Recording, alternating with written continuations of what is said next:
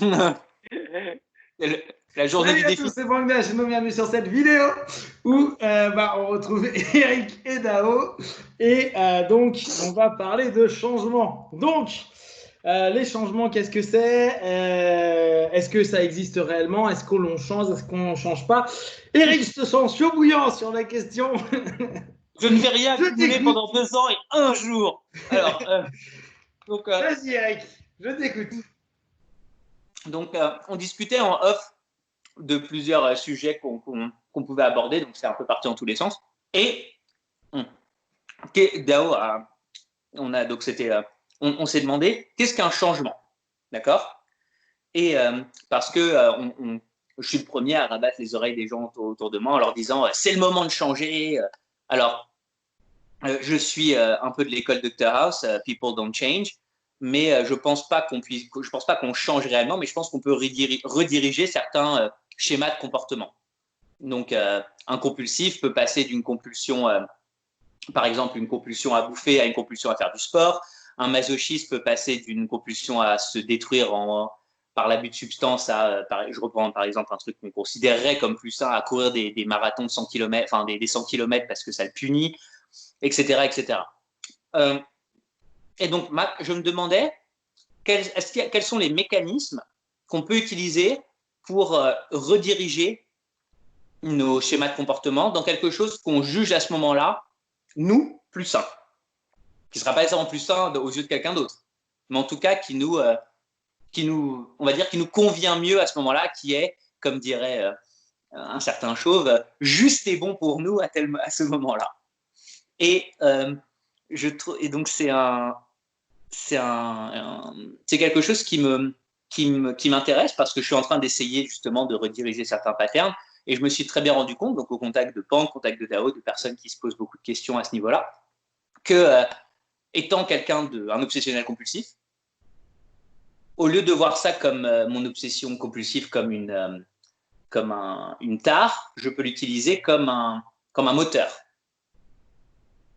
Et par exemple, moi, je sais que je prends pour finir un exemple anecdotique, parce que peut-être que vous allez pouvoir rebondir dessus. J'ai à l'origine une obsession compulsive rituelle, d'accord? Tu vois, de rituel, donc voilà, je ne vais pas trop élaborer dessus parce que les personnes que ça intéresse pourront toujours regarder ce que c'est.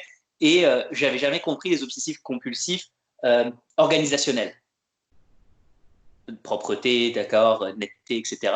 Et je me demande si je ne peux pas utiliser mon obsession compulsive ritualistique et prendre des aspects d'autres obsessions compulsives pour arriver dans quelque chose qui, selon moi, est un meilleur moteur pour des choses que j'ai envie de faire. Voilà. Dao, pour toi alors c'est quoi parce que le questionnement de ton côté c'était c'est quoi le changement? Qu'est-ce que tu rebondirais là sur ce que vient de proposer Eric? Déjà comment tu définiras le changement? Alors je vais utiliser une métaphore. Moi, quand il me parle de tout ça, je pense aux jeux vidéo. C'est-à-dire qu'en fait, si tu regardes l'histoire des jeux vidéo, les jeux vidéo fonctionnent toujours à peu près de la même manière. C'est-à-dire que si tu prends un jeu de plateau ou un jeu de rôle, même si la technologie va améliorer l'esthétique, l'ergonomie du jeu, les personnages, les univers, les environnements, tu vas retrouver à chaque fois la même trame de difficulté dans le jeu. C'est-à-dire qu'à un moment donné, il y aura des épreuves et les épreuves fonctionnent toujours de la même manière. Alors, j'en parle justement à Eric parce qu'Eric il connaît bien le monde des jeux vidéo et on voit que en fait ce cheminement qui se fait dans les jeux vidéo, c'est le même depuis 20-30 ans. Et ça, pour moi, je pourrais dire que c'est des patterns et tu peux dire qu'au final, si tu regardes tous les jeux, tu dis bah c'est à peu près toujours la même chose. Les jeux ne changent pas. Mais ce que l'on peut observer comme dit changement, c'est toute la cosmétique qu'il y a autour. C'est-à-dire voilà, une amélioration de l'ergonomie, des personnages différents, des univers différents. Et peut-être que ce qu'on peut définir comme étant changement, c'est cette ergonomie qui accompagne un pattern. Voilà. Est-ce que ça, on peut appeler ça un changement? Parce que la question initiale, c'était de dire, c'est quoi le changement? Et voilà, ça c'est quand Eric parlait de ça, je pensais à ça. Ok, Eric, qu'est-ce que t'en penses? Encore je rigole. Laisse-moi rire une seconde. Alors, c'est intéressant. Au final, on revient un peu à Joseph Campbell, au monomythe. On se retrouve qui dit en gros qui présuppose qu'on raconte qu'un certain nombre d'histoires qui sont toujours les mêmes, mais qu'au final, c'est la façon dont on les raconte et la forme qu'elles prennent qui est intéressante aussi, et la façon dont le message est passé. Alors évidemment, il y a des petites nuances, mais qu'en gros, on va dire le rythme et les points, les temps forts sont à peu près toujours les mêmes. Au final, c'est pas nécessairement surprenant. Hein. Il y a quand même entre deux êtres humains a priori complètement différents, il y a quand même une communauté, une communauté génétique qui est incroyable. Donc tu vas pas tenter. Il y a une raison pour laquelle on est tous des êtres humains. Donc pour ce qui est du changement, en fait, je pense qu'il y a cette idée qu'on peut, quand les gens disent je vais me réinventer, d'accord, il y a un mot, on va se réinventer. Je pense qu'il y a peut-être une mécompréhension qui est que tu vas créer tu vas éliminer, comme je disais, tes schémas de comportement, tes processus narratifs et en créer de nouveaux au lieu de juste les rediriger. Si une rivière coule du haut d'une montagne vers le bas et que tu la détournes pour qu'elle aille ailleurs, est-ce que la rivière a changé? Là, on est dans la sémantique. Ben non, c'est toujours une rivière, mais en même temps, c'est pas la même et le paysage n'est pas le même pour la personne qui se trouve à un point X. Donc, je pense qu'en final, le changement, c'est peut-être juste, c'est de l'irrigation, c'est de la redirection. Et pour ça, il faut avoir conscience de certains principes. Gravité, conséquences, cause-effet, etc. D'accord, donc peut-on changer? Ça dépend de ce que tu entends par changement. C'est toi qui viens de le définir. Donc dans ta définition, est-ce qu'on peut changer? Dans cette définition-là, parce que tu peux rediriger des choses. Après, est-ce que ce sera... est-ce que le pattern fondamental lui changera? Non. Est-ce que l'effet du pattern sur le monde extérieur et sur toi changera? Oui, il aura un effet. Pas total, mais il aura un effet. Tu prends l'exemple de quelqu'un qui est en extrême surpoids, qui perd du poids et qui arrive à garder un poids perdu, ce qui est possible. Il va y avoir un effort peut-être relativement permanent, va peut-être y avoir une dépense d'énergie et une redirection d'un pattern. Donc il y a clairement un effet cosmétique. On pourra dire sa physiologie a changé. Maintenant, est-ce que les mécanismes fondamentaux qui font de lui un individu ont changé? Non. Dao, qu'est-ce que tu en penses? Je réfléchissais à un fait hier, une observation, c'est que vous savez que là, le baril du pétrole il est tombé à zéro, donc actuellement on a des cargos qui sont blindés de pétrole et qui se promènent sur les océans parce qu'ils n'arrivent pas à livrer. Et qu'il y a une vraie problématique sur le stockage du pétrole, sachant que le pétrole, c'est quelque chose qui ne peut être stocké que dans certains endroits agréés. Et en fait, la problématique du pétrole, c'est qu'on ne peut pas fermer le tuyau des gisements. C'est-à-dire que si les gens arrêtent de consommer du pétrole, on ne peut pas dire ok, on met ça en stand-by, on ferme le robinet et puis on attend que ça revienne bien. Ce qui est sous-jacent derrière ça, c'est que on est dépendant complètement de ce flux-là, de continu de pétrole. C'est-à-dire que on peut réfléchir à des sociétés plus propres et tout ça, mais il reste que les gisements continuent à produire du pétrole. Ce qui fait qu'à un moment donné, on ne pourra pas changer cette société basée sur l'entropie parce qu'on est dépendant d'un truc qui est plus fort que nous, c'est que les gisements continuent à produire du pétrole et ce pétrole, il faut en faire quelque chose. Donc, il y aura de toute façon tout un système qui va remettre en place tout un comportement anthropique étatique et donc d'individus qui va forcer les gens à être dans cette mouvance ce mouvement de continuer à consommer parce qu'on peut pas faire autrement. Mais en fait, pourquoi je prends cet exemple? Parce que il y a comme l'image de la rivière, c'est que on est poussé par quelque chose qui est beaucoup plus grand et plus gros que nous, qui fait qu'au final, on ne pourra pas agir individuellement et qu'on ne pourra pas finalement changer complètement parce que de toute façon, on est poussé par une force qui est beaucoup plus forte que nous et qui fait et qui est complètement liée au fonctionnement de notre planète. Ok, donc l'impossibilité d'un changement perso au travers d'un changement macro qui est externe à nous-mêmes. Complètement. Je pense que si on cherche, si les gens cherchent un changement individuel, il faut comprendre que il y a des choses qui nous dépassent complètement d'un point de vue temporel, d'un point de vue macro, qui fait que il faut qu'on soit en paix avec le fait que les leviers de changement qu'on cherche perpétuellement dans notre vie, on les a absolument pas. Et moi, je trouve que cet exemple du pétrole, il est vachement parlant parce que on est on a des débats très forts et très intenses sur l'écologie, mais on est face à une problématique, c'est que on a mis en place un système où la Terre produit du pétrole en permanence et c'est comme un robinet qui est ouvert et dont on n'arrive pas à fermer le bouton, quoi. Donc, fatalement, on est hyper dépendant de cette production d'énergie. On est hyper dépendant de ce flux continu d'énergie. Et à un moment donné, ce qu'il faudrait faire, c'est pouvoir fermer ces robinets, mais c'est impossible à faire. Donc, qu'est-ce qu'on fait avec tout ça? Oui, pour l'instant, oui. C'est pour l'instant. Le mot. Mais dans une vue à l'instant T, on est à 80%, 90% dépendant de ce flux continu de pétrole, quoi. Donc Eric, là, comment toi tu perçois là, toi, tu étais plutôt sur un travail sur le changement interne. Là, il expose un élément par une force externe qui pourrait empêcher ou qui ne serait pas écologique avec le changement interne ou inversement. Comment tu pourrais lier les deux, toi, de ton côté, dans ta perception des choses?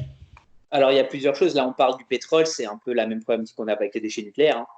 C'est-à-dire que les déchets nucléaires, même si on arrête le nucléaire, ils sont là et ils ont une durée de vie, ou le pétrole, le plastique dans la flotte. D'accord? On trouve des pots de Yoplait des années 70 qui n'ont pas bougé. Au final, il y a quand même, juste parce qu'on ne peut pas fermer le robinet pour l'instant, on ne peut pas dire qu'on ne pourra jamais le faire. Il y a et même si les mécanismes nous semblent, la mécanique nécessaire nous semble insurmontable, encore une fois, s'il y a une chose dont on se rend compte, c'est qu'on est capable, en se tenant comme fait l'humanité sur les épaules de géants, de créer des mécanismes qui sont absolument incroyables. En tout cas, qui dépassent la capacité individuelle. Donc, pour ce qui est des changements extérieurs, de l'environnement extérieur, de l'écologie, dans tous les sens du terme, même l'écologie de vie, il y a un vrai, il y a des facteurs à prendre en compte, mais encore une fois, il faut pas. Je pense qu'il faut aussi prendre en compte le facteur, comme on parle depuis souvent, le facteur d'incertitude. C'est-à-dire qu'il y a un nombre de ce qu'on appelle d'event horizons qui sont parfois pas perçus. Et on peut être au bord de quelque chose, comme on peut de quelque chose qu'on pense très lointain, comme on peut être très loin de quelque chose qu'on pense très proche. Donc j'ai pas de, il y a dans cette notion de changement dont on parle, enfin entre guillemets, hein, il y a quelque chose qui revient, c'est l'acceptation, l'acceptation de nos patterns, l'acceptation de nos limites, dont tu parles beaucoup, Pank, l'acceptation de certaines, mais il y a aussi l'acceptation de facteurs limitants, mais il faut aussi accepter ce qui peut être parfois, je pense, pour certains presque aussi difficile, l'idée que on a des points comme quand on regarde des points aveugles, des zones qui ne sont pas nécessairement accessibles facilement et qui peuvent être vecteurs de changements, en tout cas environnementaux tels qu'on les perçoit, beaucoup plus forts que ce qu'on peut penser. C'est-à-dire qu'on peut être au bord de la singularité comme on peut en être à des centaines de milliers de kilomètres. Et d'où l'importance de faire attention à cet excès de confiance. Ok, et là, toi, dans la notion de écologique du changement, comment toi, Dao, tu perçois cette pression sur toi au quotidien? Qu'est-ce qui pourrait t'empêcher de changer dans le macro par rapport au micro? Qu'est-ce qui empêcherait, toi, une énergie potentielle de changement avec un environnement? Parce que si on prend Diels, il va dire l'inverse. Il va dire ton environnement, tu ne pourras jamais le changer. Jamais. Donc, tu es obligé, toi, de te changer. Et il part du postulat que peut-être, en changement, toi, tes comportements ou autres, il pourrait y avoir un impact sur l'environnement. Par contre, pour lui, l'environnement est inchangeable.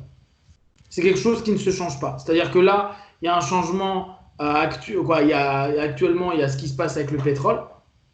Et c'est parce qu'il y aura de nouveaux comportements qui auront été pris en compte en individualité que l'environnement pourra avoir un impact des changements de comportement. Je suis d'accord. Mais il n'y a pas une volonté d'un changement de l'environnement.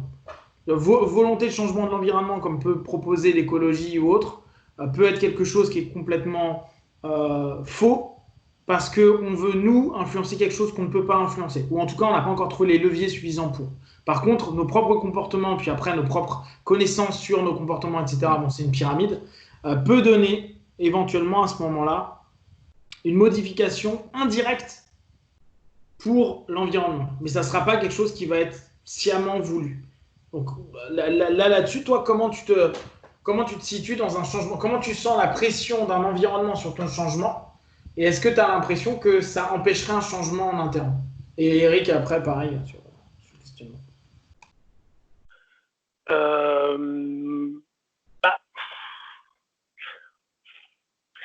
Alors moi, depuis quelques années, j'ai fait plutôt un travail sur l'acceptation. Donc, j'ai pas j'essaie de pas avoir trop cette espèce de de pulsion qu'a l'être humain, en tout cas notre environnement occidental, de vouloir changer à tout prix. C'est-à-dire, il y a une espèce de mode en ce moment de dire ouais, j'ai envie de changer, et c'est pas dans ce sens-là que je veux le prendre. C'est-à-dire que moi, en interne, j'ai pas foncièrement envie de changer. Enfin, j'aurais plutôt tendance à vouloir un peu mieux accepter qui je suis, sachant que moi, je vois ça comme un vrai chemin. Et comment je vis ce qui se passe à l'extérieur sur moi, j'avoue que je suis plutôt en train de le subir et d'observer ce que ça induit sur moi. Je cantonne le rôle actuel de ce qu'on vit actuellement en termes d'impact sur moi comme une manière une nouvelle manière d'observer ce que je vis. Donc j'ai pas foncièrement cette volonté de changer. Je suis pas dans cette démarche qu'Erika de se dire tiens, je vais prendre le truc pour essayer de mieux m'organiser et tout ça. C'est pas je vais faire des choses au quotidien, ouais, je vais optimiser, mais j'ai pas foncièrement envie de changer. Là-dessus, ça fait 2-3 ans que j'ai commencé à accepter ça, enfin à débuter une acceptation de ça. Donc pour autant, je me sens pas. Je sais qu'il y avait des choses à l'extérieur qui vont se produire, et puis accepter que tous les impacts économiques vont amener à avoir un bouleversement, tu vois, sur mon cadre à moi, mais non, intérieurement, j'ai pas de volonté de changer. Et toi donc, Eric, par rapport à cette notion-là de peut-être l'incapacité de l'humain à changer un environnement, mais la possibilité de modifier, on revient sur ce que tu disais, ces notions de comportement, qui pourraient être placés comme des masques, hein. Je mets de nouveaux masques, une nouvelle orientation, j'ai un nouveau comportement. Comment tu le perçois sur l'impact sur l'environnement et inversement, comment l'environnement, tu le perçois, et tu l'as très bien défini il y a quelques podcasts, hein. Parce que le monde aujourd'hui va à un rythme différent, tu te retrouves mieux dans un rythme qui est bon pour toi. Ouais. C'est intéressant de voir, parce qu'on part sur un présupposé avec Dils, hein, qui dit on ne peut pas impacter l'environnement, même si moi j'y adhère plus ou moins. Mais on se rend quand même bien compte que l'environnement a un impact sur notre cheminement interne. Et là, je trouve que, surtout de ton côté, dans ce que toi, tu nous fais comme écho, tu as vraiment cette notion-là à dire, parce que je ne rencontre pas des connards, je me permets de me donner plus d'énergie positive vers quelque chose et je peux être plus constructif. Comment tu perçois ça? Bah, en fait, alors, en ce qui me concerne, l'idée d'accepter que je suis dans on parlait de ça hier, de la différence entre sentir et ressentir, que je suis dans le fait de ressentir, ça me dérange pas du tout. Parce que ma quête, j'ai une quête d'intensité qui est émotionnelle et qui est au final, donc on parle d'intensité de ça qui me plaît beaucoup. Enfin, je m'y sens bien, d'accord. Donc alors pour ce qui est donc au final, j'ai pas de problème avec l'idée que ça me va très bien. L'idée que on part de l'individu pour changer de façon indirecte potentiellement l'environnement, en tout cas l'impact que l'environnement a sur nous, me dérange pas du tout.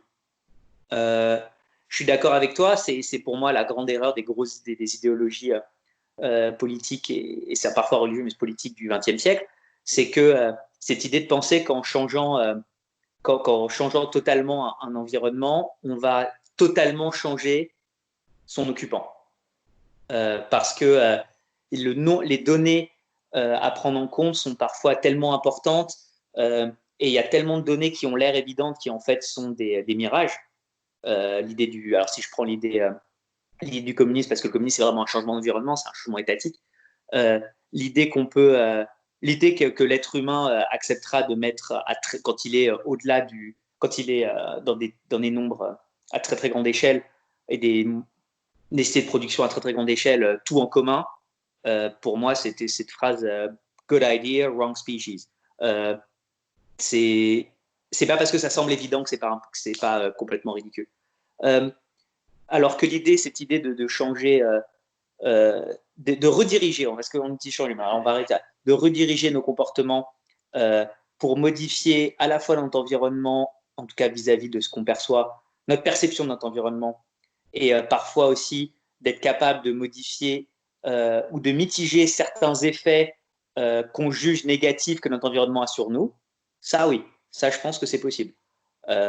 C'est-à-dire que si je reprends l'exemple de la personne en surpoids, la personne en surpoids qui réussit, qui perd beaucoup de poids, qui commence à faire énormément, qui fait d'exercice physique, qui peut-être trouve une compensation là-dedans, après aura peut-être, étant donné aura remplacé peut-être le stroke de la bouffe, de la junk food qui autrefois leur est tenté au supermarché par le stroke de se dire qu'il la mange pas, ou le stroke du sport, ou le stroke de j'en sais rien, tu vois. Donc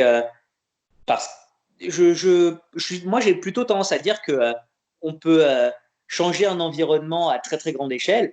C'est presque de l'énergie en espérant que c'est ce qui va avoir un effet, c'est presque de l'énergie perdue.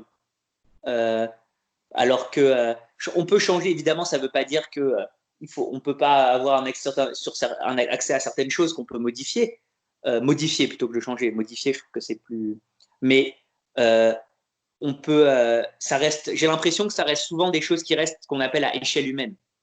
C'est-à-dire modifier peut-être ce qu'il y a dans le frigidaire, modifier le nombre de choses qu'on a, comme disait Dao, le nombre de contenants qu'on a chez soi pour avoir moins de trucs, modifier la couleur du mur. C'est des choses qui restent à échelle quand même hyper humaine et qui sont liées à des comportements relativement directs.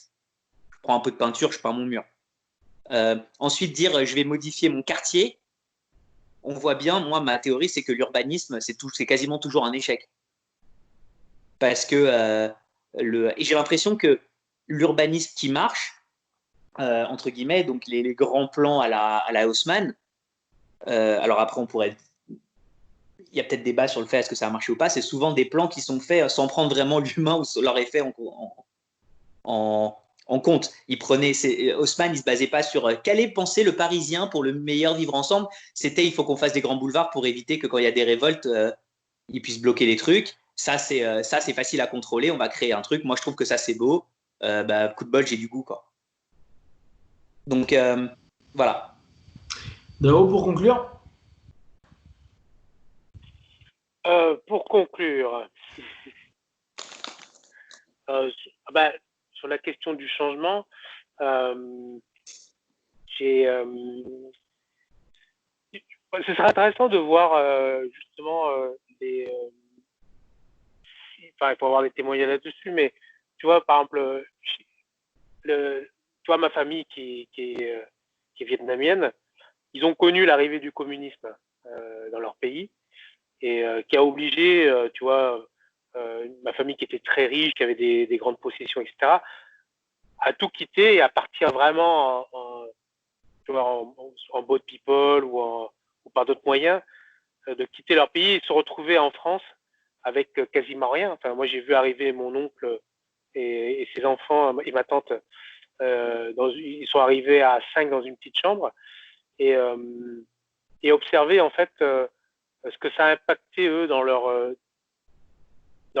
cheminement de vie dans les années à venir et quelle est la part de changement qu'on peut relier à ce changement de cadre assez abrupt et puis voir quels sont les patterns récurrents qui ont subsisté et qui se sont répétés à recommencer à faire ce qu'ils ont fait avant parce que mon oncle il a eu 2 vies, il a été médecin dans 2 pays différents. Et à chaque fois il a reconstruit sa carrière mais dans un cadre complètement différent l'un l'autre. Moi j'ai quand même une partie de la réponse mais ouais, ce serait intéressant de regarder ça à grande échelle, ce que ça donnait des gens comme, tu vois, comme ma famille qui ont quitté un cadre où ils étaient confortables et les communistes sont arrivés, ils ont connu l'oppression, ils sont partis, ils sont revenus en France, ils ont reconstruit le truc. Enfin, voilà, ça, je pense qu'il y a des trucs à tirer, des observations intéressantes à tirer de ça. Pour savoir ce que c'était qu'un changement et quelle est sa part d'efficience et sa part de réalité, en fait, chez l'individu. Ouais, il y a un vrai questionnement là-dessus. Ok les gars, je vous remercie et puis à plus tard. Ciao.